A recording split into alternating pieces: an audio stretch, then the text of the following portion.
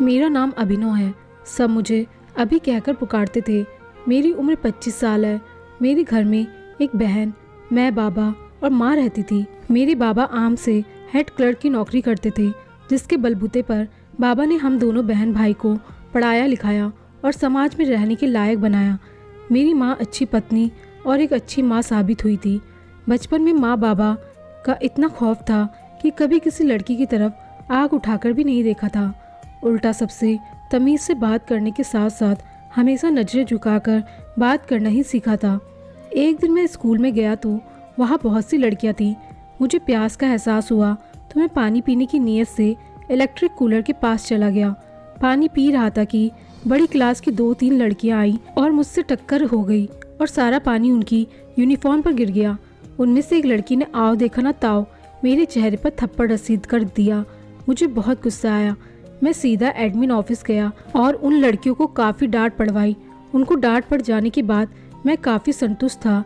घर आया तो आदत से मजबूर माँ को सारी कहानी बता दी, लेकिन हैरत की इंतहा ना रही जब माँ मुझसे नाराज़ हो गई। मैंने जब माँ से पूछा कि माँ मुझसे नाराज़ क्यों है, मेरी तो कोई गलती भी नहीं थी, तब माँ ने मुझे समझाया कि माफ़ करना बदला लेने से ज़्यादा बेहतर है। उस दिन मुझे एहसास हुआ कि सच में बदला लेने से मैं बड़ा नहीं बना, बल्कि अगर माफ़ कर देता तो बड़ा बन जाता। 5 क्लास पढ़ने के बाद माँ ने सरकारी स्कूल से हटाकर एक प्राइवेट स्कूल में डाल दिया, मगर वहाँ एक ऐसा हैरत अंगेज किस्सा हुआ कि मेरी रूह कांप गई। स्कूलों में जहाँ लोग शिक्षा हासिल करने आते हैं ताकि पढ़ लिख कर कुछ बन सके, समाज में फैले अंधकार को मुकाबला कर सके, वहाँ हर चीज़ आम थी।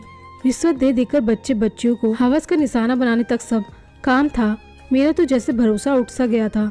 मैंने माँ को घर आकर बताया तो माँ ने झट से उस स्कूल से मुझे हटा लिया और घर पर पढ़ाने लगी। 3 साल तक माँ ने मुझे घर पर ही पढ़ाया और साथ ही बड़ों का आदर करना और भरपूर संस्कार भी दिए। माँ के द्वारा पढ़ाने के बाद तो जैसे मैं पहले जैसा लड़का रहा ही नहीं था। अब तो गुस्सा जैसे खत्म हो गया था। हर एक से तमीज़ से नज़र झुकाकर बात करना मेरे संस्कारों का अहम हिस्सा बन गया था। अब मैं बात बात पर लड़ने की बजाय सबको माफ़ कर दिया करता था। हालात के मुताबिक खुद को उन्हीं हालात में ढाल लेता था। माँ ने अगर मेरी अच्छी परवरिश में हिस्सा डाला था तो बाबा ने भी काफ़ी मदद की थी। मुझे नरम दिल, शांत और कोमल इंसान बना दिया था। 3 साल माँ के पास पढ़ते हुए गुजरे तो फिर से एक स्कूल में दाखिला ले लिया। उसके बाद फिर जब स्कूल छूटा और कॉलेज आया, बॉयज़ कॉलेज में पढ़ने के बावजूद मुझ में ऐसी कोई गंदी आदत पैदा नहीं हुई थी जो गलत हो। लड़के लड़कियों की दोस्ती करते। कई बार बहुत सी लड़कियों ने खुद ही दोस्ती का हाथ बढ़ाया, मगर मैंने कभी पहल नहीं की थी। उल्टा हैरानी होती थी कि एक लड़की होकर कैसे अपनी इज्जत गैर मर्दों के सामने निछावर करने के लिए भी तैयार है, जबकि मैं एक मर्द होकर अपनी इज्जत को बचाने के लिए सींच का कदम रखता था। यूनिवर्सिटी जहाँ हुस्न की एक अलग ही दुनिया आबाद होती थी। यूनिवर्सिटी जाते वक्त मुझे लगता था कि दुनिया का कोई हुस्न मुझे धोखा नहीं दे सकता, लेकिन हकीकत में यूनिवर्सिटी के वह दिन मेरे लिए वाकई बहुत मुश्किल साबित हुए थे। एक दिन मैं अपनी क्लास में गया तो मेरी हैरत की कोई इंतहा न रही। वहाँ कोई मौजूद नहीं था। मुझे हैरानी हुई, आखिर सब कहाँ गए।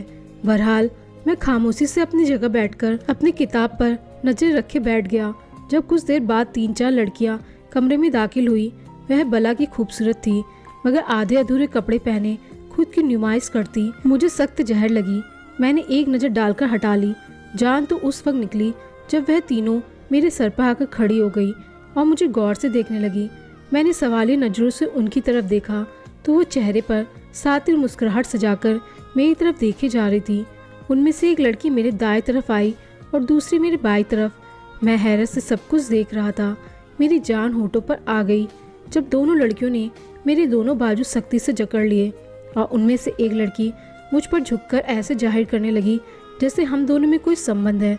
अभी कुछ देर ऐसे गुजरी थी कि एक लड़की ने झट अपना फ़ोन निकालकर मेरी तस्वीर बनाना शुरू कर दी। मैं उन सब में बौखलाकर रह गया कि एकदम दोनों लड़कियों ने मेरे हाथ मेरे सामने खड़ी लड़की की कमर पर रख दिए। आसमान तो सर पर तब टूटा जब क्लास में टीचर और स्टूडेंट ने आते ही यहाँ मंजर देखा। वह लड़की एकदम मुझसे दूर हुई और रोने का बहाना करती जल्दी से वहाँ से भाग गई। मेरी आंखें हैरत से फटी की फटी रह गई जब सब लोग मुझे नफरत भरी नज़रों से देखने लगे। सब बातें बनाने लगे कि पहले तो बड़ा मासूम और नेक लगता था, अब काम देखो इसके जुमले थे कि सीसा पिलाई जो मेरे कानों में वो उड़ेले जा रही थी। मेरा दिल किया मैं ज़मीन के अंदर धस जाऊं। मेरे लिए यहाँ मरने के बराबर था। मैं बेकसूर होकर, बेगुनाह होकर भी सबकी नफरत का निशाना बना। उस दिन एक बात समझ आई कि आपका अंदर क्या है, लोगों को इस बात से कोई लेना देना नहीं। आप बाहर से कैसे हो, लोगों को इस बात से मतलब है। टीचर बगैर हकीकत जाने मुझे प्रिंसिपल के पास ले गए। उन्होंने ना सिर्फ मेरा भविष्य खराब किया और मुझे यूनिवर्सिटी से भी बाहर कर दिया। मैं बगैर कसूर के सज़ा भुगत रहा था। यूनिवर्सिटी छूटने के बाद मेरी तो ज़िंदगी ही बदल गई थी। हर तरफ से जैसे सब रास्ते बंद हो गए थे। लोग अपनी बेटियों को मुझसे बचा कर रखते थे, जैसे उनको पता लग चुका था कि मेरे साथ क्या हुआ है। मैं बहुत मायूस होने लगा था। फिर मेरे बाबा और माँ ने मेरा साथ दिया, मुझे हौसला दिया, मुझे समझाया कि आजमाइश का वक्त है, टल जाएगा। वक्त गुजरता गया और सब ठीक हो गया। 3 साल के बाद एक दिन मेरी हैरत की इंतहा ना रही जब मुझे यूनिवर्सिटी से कॉल आई और मुझे यूनिवर्सिटी बुलाया गया। मैं जैसे ही यूनिवर्सिटी गया मेरी आंखें हैरत से फैल गई जब एक भूरी आंखों वाली लड़की मास्क लगाए एडमिन के ऑफिस में खड़ी थी। मैंने एडमिन से पूछा कि मुझे किस लिए बुलाया गया है, तो एडमिन की बात सुनकर मुझे गहरा झटका लगा जब एडमिन ने कहा यह वही लड़की है जिसने तुम पर झूठा इल्ज़ाम लगाया था। मैं तो हैरत से उस लड़की के हुलिये पर नज़र डालकर रह गया जो पूरी तरह से फुल कपड़ों में थी। मैंने एक नज़र उस लड़की की तरफ देखकर नज़रें फेर ली। मुझे उस लड़की से नफरत महसूस हो रही थी। एडमिन ऑफिस से बाहर चला गया। मैं भी जब ऑफिस से जाने लगा तो मेरे पैरों तले से ज़मीन निकल गई जब वह लड़की मेरे पैरों में आकर गिर गई और फूट फूट कर रोने लगी। मैं हैरानी से उसकी तरफ देखने लगा। मेरे देखते ही देखते उसने मेरे आगे हाथ जोड़ लिए और मुझसे अपने किए की माफ़ी मांगने लगी। मैंने अपनी माँ के बचपन की बात याद की तो उस लड़की का हुलिया देखकर मैंने उसको माफ़ करने का इरादा कर लिया। मेरे लिए बहुत मुश्किल था, मगर मैंने अपना दिल बड़ा किया और उस लड़की को एक मौका दिया। अगर उस वक्त मैं उसे माफ़ ना करता तो उसका भरोसा उठ जाता और फिर शायद वह अपने सही रास्ते से हट जाती। मैंने उसको माफ़ कर दिया, लेकिन उसके अगले शब्द सुनकर तो मेरी आत्मा लरच गई थी। जब उसने मुझसे शादी करने को कहा कि वह मुझसे शादी करना चाहती है, पहले तो हैरत से मैं उसकी तरफ देखता रहा। फिर होश में आते ही मैं कमरे में पड़े सोफे में बैठ गया। मेरी हालत देखकर वह घबरा गई थी क्योंकि मेरे चेहरे पर पसीने की नन्ही बूंदें उभर आई थी। मेरा जिस्म हौले हौले काँप रहा था। यह मेरे लिए बहुत मुश्किल फैसला था। मैं चिंतित होकर इधर उधर देखता रहा और फिर कुछ देर बाद उसको सोचने का कहकर उससे इजाज़त ली और यूनिवर्सिटी से निकल गया। मैं घर पहुंचा तो माँ बाबा घर पर मौजूद नहीं थे। मैं थोड़ी देर आराम की नीयत से जैसे ही कमरे में गया, मैंने अभी आंखें ही बंद की थी कि मेरी आंखों के सामने फिर से वह सब घूमने लगा। मैं पसीने से लथपथ हो चुका था। मैं जैसे ही उठा मेरी सांसें उखड़ने लगी। अभी मैं और कुछ सोचता, एकदम माँ की आवाज़ से मैं चौंक गया और जल्दी से उठकर नीचे माँ के पास आ गया। माँ को सारा किस्सा बताया। खामोशी से उनकी बातें सुनने लगा। अभी माँ कुछ कहती कि बाबा परेशानी की हालत में घर आए। माँ और मैं बाबा की हालत देखकर परेशान हो गए। मैंने जल्दी से बाबा को बैठाया और उनको पानी दिया, लेकिन बाबा की नज़र दरवाजे पर ही टिकी हुई थी। मैंने जब बाबा की नज़रों की तरफ देखा तो हैरान रह गया। दरवाजे पर एक लड़की जो बहुत ही खूबसूरत थी, सर झुकाए खड़ी थी। कपड़ों के नाम पर एक बड़ी सी चादर खुद पर ओढ़ी हुई थी जो मुश्किल से उसे ढांपी हुई थी। मैंने एक नज़र उसको देखने के बाद बाबा की तरफ सवालिया नज़रों से देखा, लेकिन बाबा की बात पर हैरत का झटका लगा जब बाबा ने बोला कि पंडित को बुलाओ, शादी आज ही होगी। बाबा की बात सुनकर मेरी गुस्से से आंखें लाल हो गई। मैंने एक नज़र माँ की तरफ देखा जो सर झुकाए बस आंसू बहा रही थी और फिर खामोशी से किचन में चली गई। मैंने बाबा से कुछ गुस्से में पूछा कि आप यहाँ क्या कह रहे हैं, होश में तो हैं आप? जिस पर बाबा ने मुझे झिड़क दिया और बोले जल्दी से पंडित का इंतजाम करो। कितनी बदनसीबी थी कि एक बाप अपनी औलाद को अपनी दूसरी शादी के लिए पंडित को बुलाने को कह रहा था। मैं अपनी माँ के साथ ऐसा जुल्म होने नहीं दे सकता था। इससे पहले कुछ बोलता, माँ ने मुझे खामोश रहने को कहा और पंडित जी को बुलाने को कहा।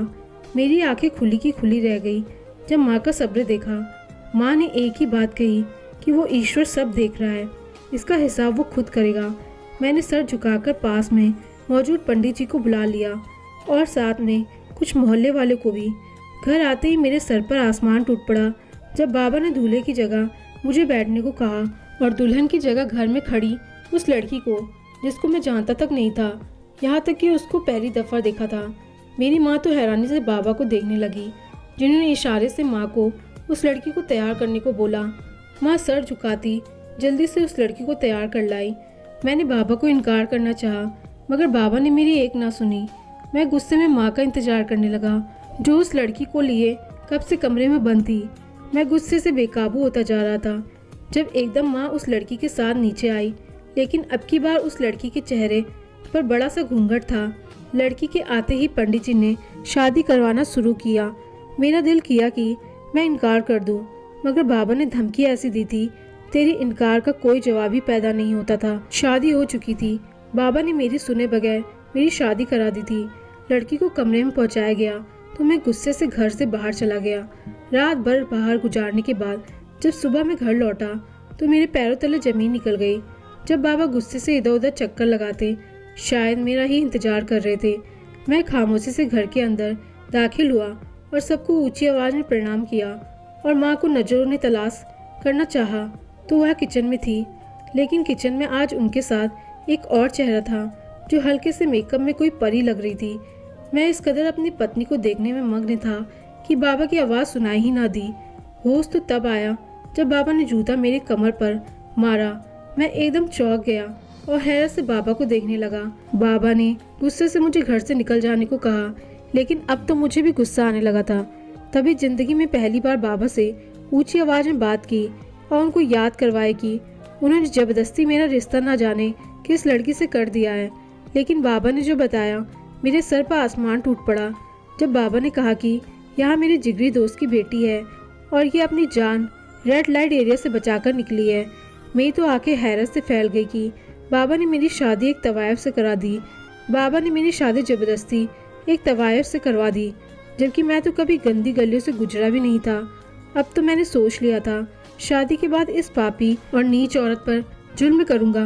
मेरा सारा दिन दिमाग काम करना छोड़ गया था, कान साए साए करने लगा था। रात हुई तो कमरे में गया, लेकिन वहाँ उस लड़की को देखकर मेरे माथे पर बल पड़ने लगे। तभी शादी की दूसरी रात मैंने उसका चेहरा तक ना देखा और कमरे से बाहर निकाल दिया और खुद बेड पर लेट गया। 2 रातों से जगा हुआ था तो पता ही नहीं चला कि मैं कब सो गया। सुबह उठा तो हैरत की इंतहा ना रही जब ज़मीन पर नज़र पड़ी। वहाँ लड़की ज़मीन पर सोई हुई थी। मुझे एक पल के लिए उस लड़की पर तरस आया, मगर फिर उसका तवायफ होना मेरी सारी नरमी पर पानी फेर गया था। मैं गुस्से में उठा और फ्रेश होने चला गया। वापस आया तो वे कमरे में मौजूद नहीं थी। मुझे हैरत हुई कि वो इतनी जल्दी कहाँ चली गई। मैं नीचे आया तो वो माँ के साथ किचन में काम कर रही थी। माँ एक जगह बैठी उसे किचन के काम समझा रही थी। मैं नाश्ते की मेज पर आया तो उस लड़की ने मेरे आगे नाश्ता लगाया। मुझे एक पल को खुशी महसूस हुई कि मेरी पत्नी को मेरी कितनी फिक्र है, मगर फिर दिमाग में उसका तवायफ वाला रूप सोचकर मेरी रूह तक कांप गई। मैंने गुस्से से नाश्ता पीछे किया और उठकर घर से चला गया। कई दिन ऐसे ही गुजर गए। मैं उस लड़की पर जुल्म करता रहा और वह खामोशी से सहती रही। अब तो जैसे मुझे उसकी आदत होने लगी थी। एक दिन मैं काम से एक दिन के लिए शहर से बाहर गया। वापस आया तो हैरत की इंतहा न रही जब मुझे घर में वह लड़की नज़र न आई। मैंने हैरानी से इधर उधर देखा तो घर पर सिवाय माँ के कोई मौजूद नहीं था। मैंने माँ से पूछना चाहा, मगर मैं सारे शर्मिंदगी के कुछ भी पूछ न पाया। सीधा कमरे में चला गया। दिन से शाम और शाम से रात हो गई। अब तो वह मुझे किसी नशे की तरह याद आने लगी थी। मेरी हैरत की इंतहा ना रही। यह सोचकर वह मुझे इतनी याद क्यों आ रही है। मैं थककर अपनी माँ के पास गया और उनसे जाकर अपनी पत्नी के बारे में पूछा। मेरी बात पर माँ मुझे घूरने लगी और तभी बाबा ने मेरे सर पर बम फोड़ा था। जब बाबा ने बोला कि वहाँ जहाँ से आई थी वहाँ ही वापस चली गई है, कम से कम इस दर्द भरी जिंदगी से तो वहाँ जिंदगी ही बेहतर थी। माँ ने मेरी तरफ अजीब सी नज़रों से देखा। माँ के देखने पर मेरा घड़ों पानी डूब मरने का दिल कर रहा था। मैंने आंसू भरी आंखों से बाबा की तरफ देखा और उनसे उस जगह का पता पूछा जहाँ मेरी पत्नी थी, लेकिन बाबा ने इनकार कर दिया। मैंने बाबा से बोला कि मैं अपने किए पर शर्मिंदा हूँ, मैं उससे माफ़ी मांग लूँगा। तो बाबा ने मुझे कहा कि माफ़ी गलतियों की होती है, जुर्मों की सिर्फ सज़ा होती है। मैंने सवाल भरी नज़रों से बाबा की तरफ देखा जब बाबा ने बोला कि उस लड़की ने जिस कदम तकलीफ झेली है मैं अंदाज़ा भी नहीं लगा सकता था। मैंने बाबा को देखा तो उन्होंने मुझे बताना शुरू किया कि आखिर मेरी पत्नी उस गंदी जगह कैसे पहुंची, कैसे मेरे पैरों तले से ज़मीन निकल गई। जब मुझे पता चला कि बाबा के दोस्त जो बाबा के साथ पढ़ते थे, उन्होंने पैसों की ज़रूरत के लिए अपनी जवान बेटी को ऐसी जगह बेचा जहाँ से वह चाहकर भी वापस नहीं आ सकती थी। वहाँ उस पर इस कदर जुर्म ढाए गए बिल्कुल भी बयान नहीं किए जा सकते। मैं अपने किए पर बहुत शर्मिंदा था। उस मासूम लड़की ने जो सहा कोई भी बर्दाश्त नहीं कर सकता था। फिर से उस जगह उसका जाना मेरे लिए मरने के बराबर था। मेरा दिल किया ज़मीन फट जाए और मैं अंदर समा जाऊं। मुझे एहसास ही नहीं हुआ कब मेरी आंखों से आंसू बह रहे थे। मैंने हैरत से अपनी आंखों को साफ किया और बाबा से फिर से उस जगह का पता पूछा, लेकिन बाबा ने बताने से साफ इनकार कर दिया। मैं थके हारे जुआरी की तरह अपने कमरे की तरफ लौट गया और सारी रात रो रो कर गुजार दी। अगले कई दिन तक मेरी यही हालत रही, मगर मैंने हिम्मत नहीं हारी और मैं अपने ईश्वर के सामने बैठ गया। जो मुझसे गलती हुई उसकी माफ़ी इतनी आसान नहीं थी। मैं हर वक्त ईश्वर की भक्ति में लीन रहने लगा था, फिर भी मेरे दिल को किसी भी तरह का सुकून नहीं मिल रहा था। जब किसी मासूम का दिल दुखाया हो तो दिल को सुकून कहाँ मिलता है। 2 साल में ऐसे ही दर बदर की ठोकरें खाता रहा, लेकिन कहीं भी सुकून नहीं मिला था। हर जगह तलाश करने के बाद भी मुझे वह लड़की नहीं मिली थी। अब तो मैं थकने लगा था। आजमाइश थी जो ख़त्म होने का नाम नहीं ले रही थी। उस बीच यूनिवर्सिटी की वही लड़की दोबारा से मेरे घर अपना रिश्ता लेकर आई, मगर मैंने साफ इनकार कर दिया, यह कहकर कि मैं शादीशुदा हूँ। एक दिन मैं सुबह सुबह मंदिर जाकर वापस घर आया तो मेरी हैरत से आंखें खुली रह गई जब 2 साल पहले वाला मंजर मेरे सामने दोबारा दोहराया जा रहा था। मेरी पत्नी मेरी माँ के साथ किचन में खड़ी होकर नाश्ता बना रही थी और बाबा एक तरफ बैठे अखबार पढ़ रहे थे। लेकिन एक बात जिस पर मैंने गौर किया वह यह था कि मेरी पत्नी ने एक बार भी मेरी तरफ नहीं देखा था। मैं तो हैरान था उसके रवैये पर, लेकिन यह सोचकर मुस्कुरा दिया कि वह मुझसे नाराज है और उसकी नाराजगी जायज़ है। सारा दिन वह माँ के साथ काम में लगी रही। रात के वक्त जब मैं कमरे में आया तो तभी मेरी नज़र एक ऐसी चीज़ पर पड़ी कि मैं घुटनों के बल नीचे गिर गया और फूट फूट कर रोने लगा, क्योंकि मेरी पत्नी ईश्वर की प्रतिमा को हाथ में लिए रो रो कर प्रार्थना कर रही थी। मैंने उसके नेक और साफ दिल को किस कदर तकलीफ दी थी यहाँ कोई नहीं जानता था। मैं उसके कदमों में गिर गया और उससे माफ़ी मांगने लगा, लेकिन उसने माफ़ करने की जगह जो कहा मेरी रूह कांप गई। जब उसने कहा कि वह मेरे बाबा से उस वक्त मिली जब उसकी मदद के लिए कोई भी मौजूद नहीं था जो इस दलदल से उसे निकाल सके, लेकिन जिस वक्त वह चौराहे पर खड़ी अपनी जान देने को थी, तब बाबा ने उसे बचाया और उससे पूरी बात पूछी। तब बाबा ने उसको तसल्ली दी कि मैं उसका हाथ थाम लूँगा, जिसके सहारे वह भी हमारे घर चली आई।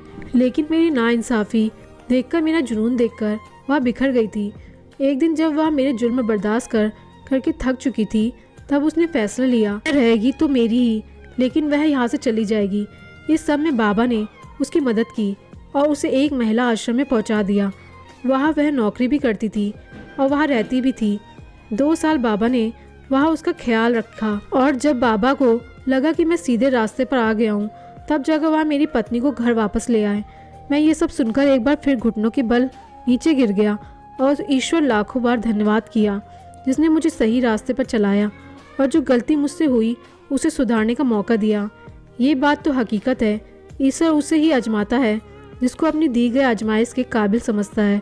भगवान ने मुझे हर बार अपनी आजमाइश के काबिल समझा और मुझे इस आजमाइश में न सिर्फ डाला बल्कि मेरी मेहनत, लगन और मोहब्बत देख मुझे इस आजमाइश से निकाला भी। जो भी मुश्किल वक्त आया वह मेरे परमात्मा की तरफ से मेरी परीक्षा थी।